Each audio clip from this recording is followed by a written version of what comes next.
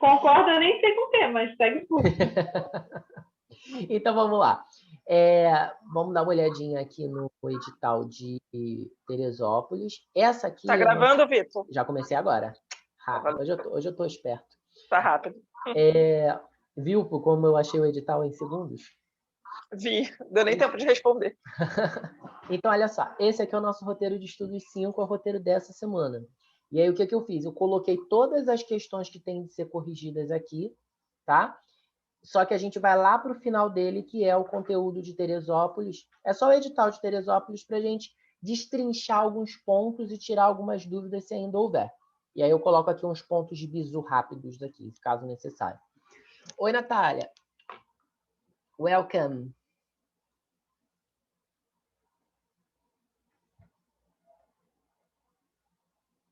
Eu acho que ela respondeu por psicopatia. Vamos lá. Então, Arthur, primeiro ponto é tempos verbais. Natália, eu comentei com Jéssica que a gente vai começar dando uma olhadinha. Isso aí é a Malu, a bebê da Natália. Tá participando. Esse curso é cheio de bebês. Olha aqui, mamãe, que nojo. Olha aqui, mamãe, que nojo. Que legal. Natália, eu falei com... Vou ter que tirar, menino, o áudio. Tá bom, não tem problema não. Eu estou falando aqui que eu vou começar pelo edital de Teresópolis hoje, porque a prova é domingo e o Arthur vai fazer, tá bom? Tá bom. Vamos lá. Arthur, primeiro ponto, tempos verbais e modos verbais. Quando eles falam tempos e modos, eles estão falando daquela organização que nós vimos na aula passada, né? Simple, continuous, perfect e perfect continuous. Né? E aí a relação dessas formas, dessas estruturas, desses aspectos com as formas morfológicas de presente e de passado. E aí a gente viu que tem uma peculiaridade que a gente usa as formas do presente para construir futuro, porque em inglês não tem uma marcação morfológica para futuro, né? Marcação morfológica a gente entende por final, né, de verbo. Então, por exemplo, no presente a gente tem a marcação de S no final de verbos na terceira pessoa, então existe uma marcação morfológica de presente. No passado a gente usa o ED no final dos verbos, isso é uma marcação morfológica de passado. Agora, no futuro, a gente não tem uma marcação morfológica. Isso é um ponto. Outro ponto é aplicar. E aí a gente entendeu na aula passada, em especial, que tempos simples são aqueles que marcam pontualmente uma etapa na linha do tempo, seja uma etapa no presente, uma etapa no passado, uma etapa no futuro, e elas descrevem rotinas. Então, você está falando da rotina no passado, por exemplo, I worked at MVU in the past. Eu trabalhei no MVU no passado. Passado, ficou no passado, era uma rotina do passado. Uma rotina no presente, I teach you on Fridays. É uma rotina do presente. Às sextas-feiras eu dou aula para vocês. E pode ser uma rotina do futuro. I will work at NASA. Né? Vou trabalhar na NASA. Vai ser um hábito do futuro. Né? Então, tem as questões habituais que estão ligadas aos tempos simples. Os tempos contínuos ou progressivos, os continuous, eles têm uma característica estrutural. A primeira delas... Desculpe. A primeira delas é que sempre teremos o to be, né, presente na estrutura, somado ao ing. Né? Então, todo continuous tem que ter to be e ing. E aí, o que a gente entende por esse to be? No passado, was, were, no presente, is, am, are, no futuro, will be. Né? Mais o verbo com ing. Então, dancing, doing, driving. O que marca o continuous? A ideia de progressão, a ideia de andamento. Então, a gente está falando de uma ação que estava em andamento, uma ação que está em andamento, ou uma ação que estará em andamento. O foco do continuous é a ação, a progressividade da ação. Quando a gente fala de perfect, a gente já está estabelecendo uma outra estrutura necessária. O to have, ao invés do to be, mais o ED. A gente pode dizer que é o ED ou todas as formas irregulares no past participle. Né? Agora, o que a gente entende por perfect? Perfect é a relação de dois momentos. Né? Todo perfect é uma relação de dois momentos. Então, eu vou ter, por exemplo, past perfect. É o passado do passado. Então, quando eu digo I had talked to you before, eu tinha dito para você antes de alguma coisa ter acontecido. Então, todo perfect vai ter past perfect vai ter essa relação paralelística, né? Por exemplo, I had talked to you before you told me that. Então, eu tinha contado para você antes de você me contar. Eu tenho uma relação de past perfect com simple past. Por quê? Past perfect é o passado do passado e simple past é o passado em si. Quando eu falo em present perfect, I have worked, I have done, I have seen, eu estou falando de uma relação de presente com passado. Então é sempre assim, ó, dois momentos se relacionando. Perfect é isso, relação de dois momentos. E o future perfect? O future perfect é uma relação entre o futuro e o futuro anterior a ele. Então eu estou dizendo assim, no futuro eu vou fazer isso, e no futuro desse futuro algo terá acontecido. Então eu digo, por exemplo, by 2022, I will have finished this book. Então, will have finished. Então eu estou dizendo que em 2022 eu já terei terminado de ler o livro. E aí quando eu digo eu terei terminado, will have finished, eu estou dizendo o quê? No momento do futuro eu terminarei, e no momento à frente desse futuro eu terei dito que terminei. Então é o futuro do futuro, coisa que a gente não tem em português, né? Então future perfect é o futuro do futuro. O present perfect é o passado no presente. E o past perfect é o passado do passado, né? Então a gente vai estabelecer relação temporal no que a gente chama de perfect. E os perfect continuous também vão ter estrutura. A estrutura do perfect continuous ela é fixa. Ela é o to have, acompanhando o tempo, né? Passado, presente e futuro, mais o been, mais o participio presente, que é o ing. Né? Então a gente vai ter, por exemplo, I have been working. He had been driving. E I will have been working. E aí, qual é a relação? Relação de perfect e relação de continuous, juntas. Então, o que eu estou falando aqui? Eu estou falando de uma ação que aconteceu no passado do passado, ou o passado com o presente, ou o futuro do futuro, de forma incessante. Eu costumo sempre falar que o perfect continuous se chama sem parar.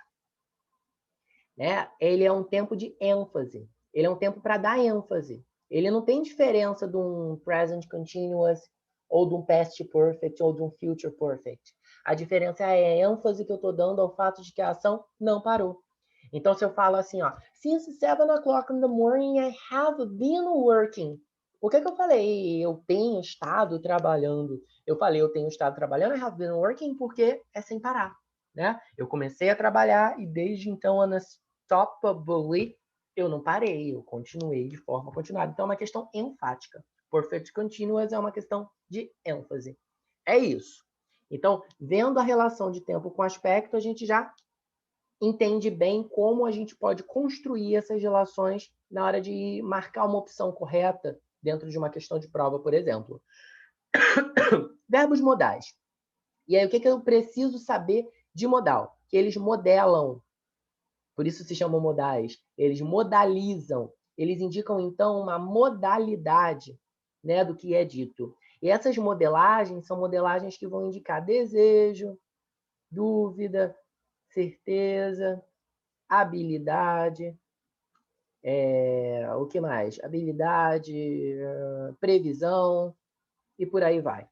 Né? Então, eles vão modelar o sentido da oração. Então, se eu digo, por exemplo, I can drive, isso aqui pode significar que eu tenho a habilidade de dirigir, como também que eu tenho a possibilidade de dirigir. O contexto é que vai diferir. Né? Se eu digo I can drive, e a pessoa fala, what are your abilities? What can you do? I can drive. Mas, se alguém diz assim, I am entirely drunk, tô bêbado, e a outra pessoa chega assim, don't worry, I can drive for you. I can drive, nesse caso, é um indicador de possibilidade. É possível que eu dirija, ok? Mas também nessa mesma situação, você tá bêbado e o colega não bebeu e ele diz assim, I didn't drink, so I can drive. Eu não bebi, então eu posso dirigir. Nesse caso, um perfect caberia até melhor, né? I haven't drunk, I can drive. né? Eu não bebi no passado, isso afetou o presente, por isso eu tenho a habilidade e a possibilidade de dirigir. Deixe-me ver aqui o chat. Jéssica, Arthur, depois compartilha, pode deixar que eu compartilhe sim, valeu. Eram só conversas de burburinho de sala de aula, só que agora acontecem pelo chat. Engraçado essa coisa do digital, né? Enfim, e aí o professor fala, sem conversa aí no corredor. Ok. Vamos lá, seguindo. O que eu preciso também saber? Que quando eu boto um modal no passado,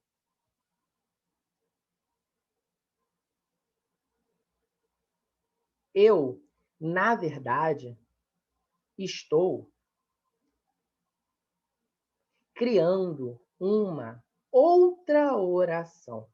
Isto é, um novo sentido. Vou dar um exemplo bem legal. Ó, I can swim. Presente, né? É uma estrutura de presente. E aí, se eu quero colocar isso no passado, eu tenho dois caminhos. Eu posso falar I could swim ou I was able to swim. E aí, o que eu estou fazendo aqui é construindo uma nova situação. Digamos que esse I can swim aqui seja um indicador de habilidade. E aí, se eu indico uma habilidade, eu vou dizer I could swim como indicador de habilidade geral no passado. Habilidade geral no passado. E quando eu digo I was able to swim, que é uma outra tradução automática para o passado de I can swim, seria uma possibilidade específica no passado. O livro How English Works, por exemplo, ele tem uma frase muito assustadora que fala sobre a diferença de could e was able to, que era assim, ó, the criminals could be horrifying. They not only were able to invade the old lady's house, but also were able to do it without waking her up. É um texto, praticamente, né? O How English Works é o livro que os professores de inglês usam na faculdade, né? E aí esse livro, esse exemplo que aparece para gente, usa o could, mas também usa o were able to. E aí qual é a diferença do primeiro para o segundo? A história de habilidade geral no passado e possibilidade específica. Então o que acontece? Os bandidos tinham no passado a habilidade geral de serem horripilantes, assustadores. Eles não só foram capazes de invadir a casa da velha senhora, como também fizeram isso sem acordá-la. Então, eles foram capazes were able to. Eles não tinham essa habilidade sempre. Nem toda casa que eles invadiam era uma casa que o morador não acordava. No caso da casa da velha senhora, ela não acordou.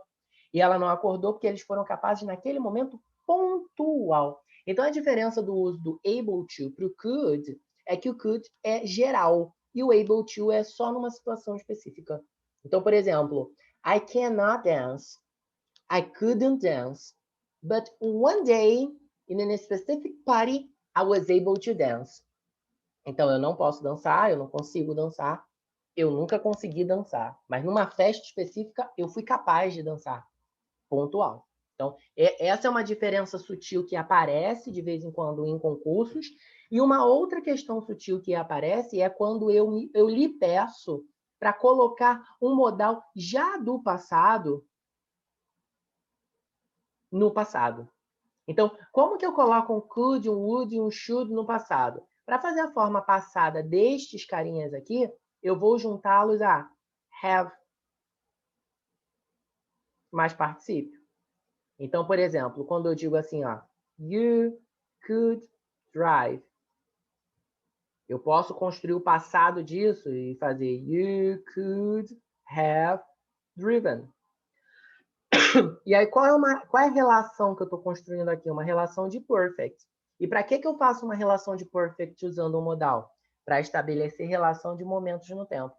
Então, você poderia ter dirigido, ou seja, algo aconteceu e algo antes disso fez com que não ou sim a coisa tivesse dado o andamento.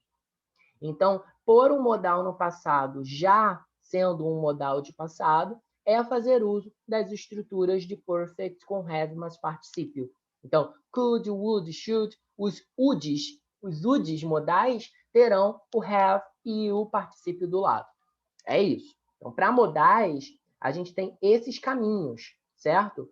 Outro ponto que a gente precisa dar uma olhadinha é substantivos, adjetivos, artigos e advérbios. Né? Substantivos, adjetivos, artigos e advérbios, a gente vai tratar como classe de palavra. E aí a gente só precisa lembrar de regras de plural, esse é um ponto, de posição de adjetivo, sempre antecedendo ao substantivo, que o adjetivo ele pode ser usado depois de um verbo de ligação. O que mais a gente precisa lembrar aqui? De grau comparativo e superlativo, coisas que a gente ensina com tranquilidade na escola e não costuma se perder na hora de estudar para, né?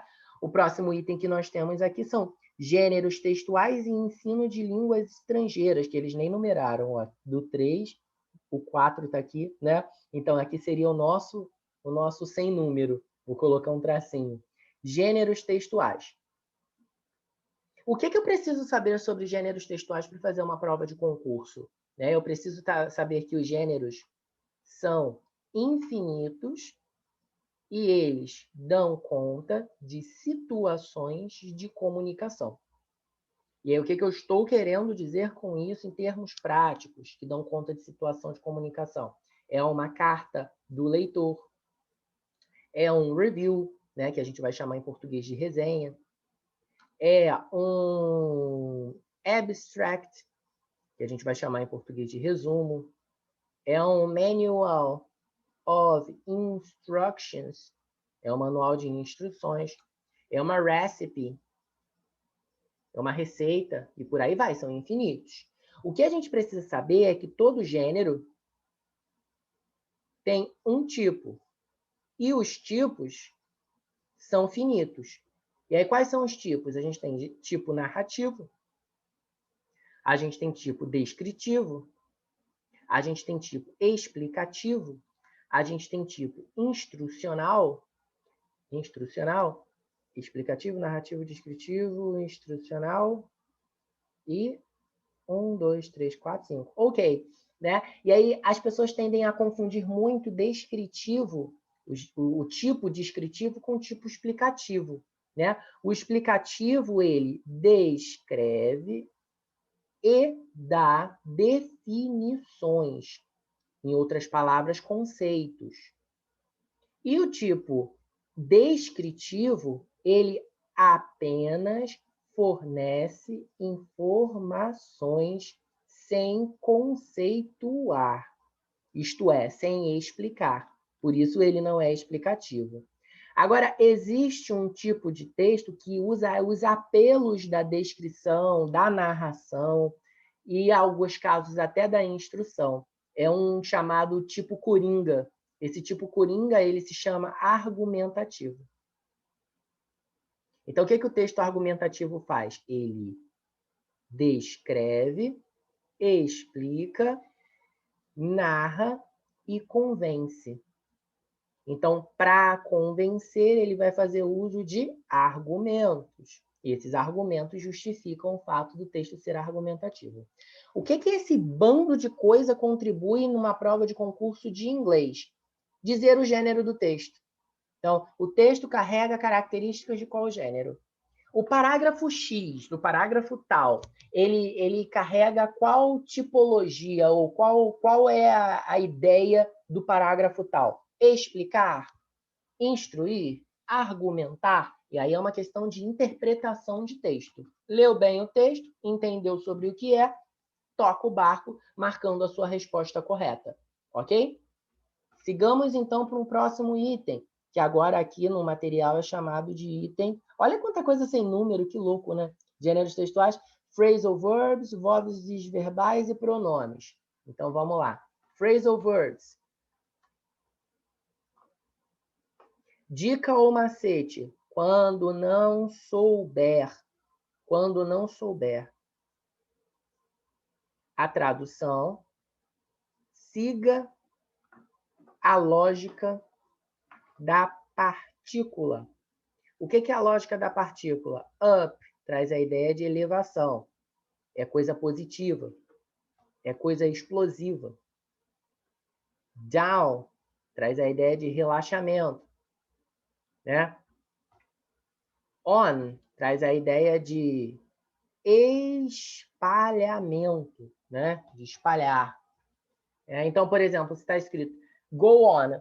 Eu não sei o que é go on, mas go você entende o sentido e on a ideia de espalhamento, então é algo de seguir, se espalhando, continuar. Né? Então, a construção da imagem das preposições ajuda a gente a desmistificar o sentido de um phrasal verb. Por exemplo, o dig up. Dig up, dig quer dizer cavar, e up para cima. Então, dig up se traduz por revelar um mistério. Então, por exemplo, the investigator dug up that João was the thief. Né? O investigador descobriu, revelou o mistério de que João era o bandido, João era o criminoso. Né? Dig up é revelar o mistério. Mesmo que não soubesse o sentido, tem a ideia da elevação, da descoberta, do lado positivo ou explosivo. Ok? Então, os phrasal verbs têm esse macete. Outro macete importante ou informação relevante sobre eles é a seguinte. Alguns são separáveis. Né? Então, eu tenho, por exemplo, wake me up.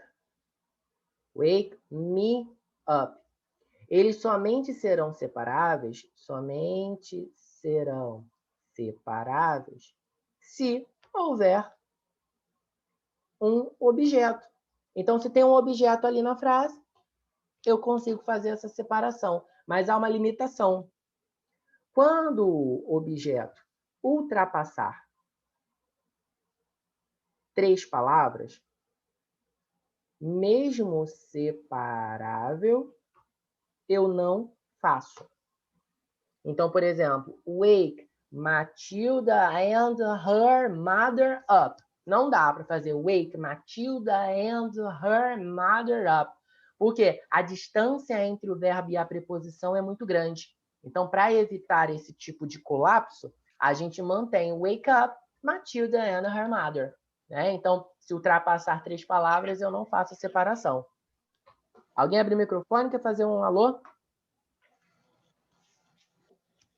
Vitor, boa noite. Eu não sei se foi eu, é porque eu tô a primeira vez que eu estou entrando aqui, que eu consegui entrar ainda. Bem-vinda. Obrigada. O que a gente está fazendo, Tati, Jéssica já estava aí, Tati e Igor?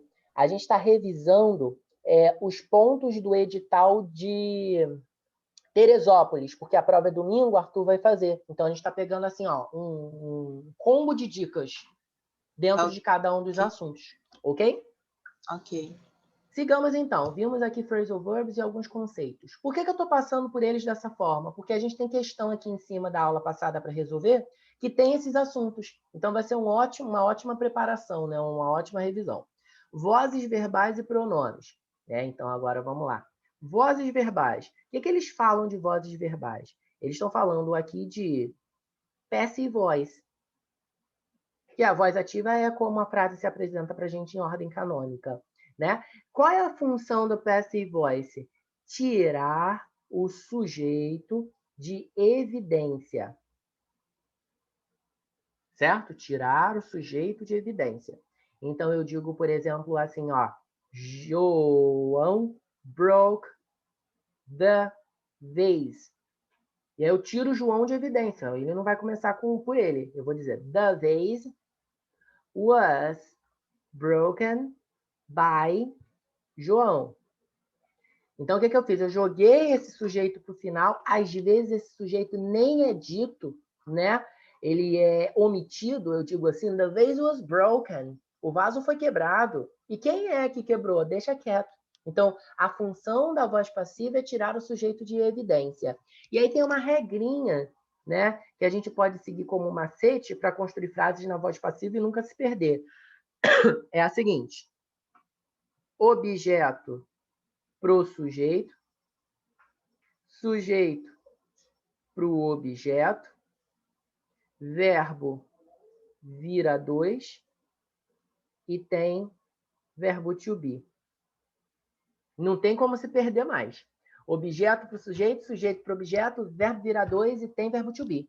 Então, vamos olhar aqui a frase que a gente acabou de fazer a construção passiva. Ó. João broke the vase. Objeto, the vase, para o sujeito. The vase aqui no começo. Sujeito, João, para o objeto, by João. O verbo, broke, vira 2. To be, mais o verbo principal. E esse verbo principal, verbo to be e particípio. Então, toda frase na voz passiva terá o verbo no particípio. Passiva, particípio, tem relação. E segundo ponto fundamental, tem que ter o verbo to be. Como é que aparece isso normalmente em questão de concurso? A forma passiva da frase, qual das frases abaixo não indica voz passiva? E aí eu passo o pente fino nas frases da opção e procuro. Tem particípio? Tem to be? Às vezes tem particípio e não tem to be. Às vezes eles colocam um present perfect, tem um have, mais um particípio been. E aí você olha e fala, é passiva, mas não tem to be. Tem que ter to be. E aí como é que fica isso com tempos verbais mais complexos, do tipo, por exemplo, Pedro will have seen his mother. As pessoas tendem a ficar doidas quando vem uma frase desse tamanho. Marque sempre toda a estrutura verbal. Ó. Will have seen. Ponto 1. Ponto 2. Lembra da regrinha. Qual é a regrinha? Objeto para o sujeito, his mother. Sujeito para o objeto, by Pedro. E agora o verbo vira 2. To be e particípio. E aí o que eu faço? Eu coloco o to be no tempo da frase. E qual é o tempo da frase? Ele está expresso aqui, ó, no will have. Então, eu vou pegar isso e colocar o to be. Fácil de fazer, ó. Will have. E aqui o verbo não está no particípio, então esse to be vai ficar no particípio também. E aí, o que vai entrar em seguida ainda? O verbo da frase. E aí, o verbo da frase, por coincidência, já está no particípio e vai continuar no particípio. E aí a gente fica com essa construção esquisitíssima. His mother will have been seen by Pedro. As pessoas tendem a estranhar essa estrutura, mas a gente não pode esquecer. Olhe sempre para o verbo e ponha o to be alinhado com esse verbo. Como assim o to be alinhado com esse verbo? O verbo aqui ele não está no particípio? Se o verbo aqui está no particípio, o to be vai estar no particípio. O verbo aqui está no infinitivo, você pega o to be e coloca no infinitivo. O verbo aqui está no presente, pega o to be e coloca no presente. O que está do lado? Auxiliares. Você vai repeti-los do jeito que eles estão. Dê um outro exemplo, Vitor, numa estrutura menos complicada? Sim, ó. Pedro will see his mother. E aí, o que eu tenho? Ó? Objeto no lugar do sujeito, sujeito no lugar do objeto, verbo vira 2, to be participe. Então, o que eu vou ter? Ó? His mother, deixa o espaço para o verbo, by Pedro. E aí, o que eu vou ter? Will see.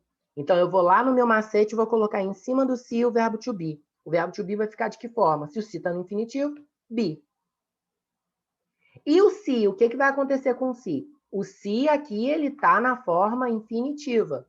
Qual é a regra da voz passiva? Passiva particípio. Né? Então, esse see vai virar o quê? Esse se vai para sua forma no participe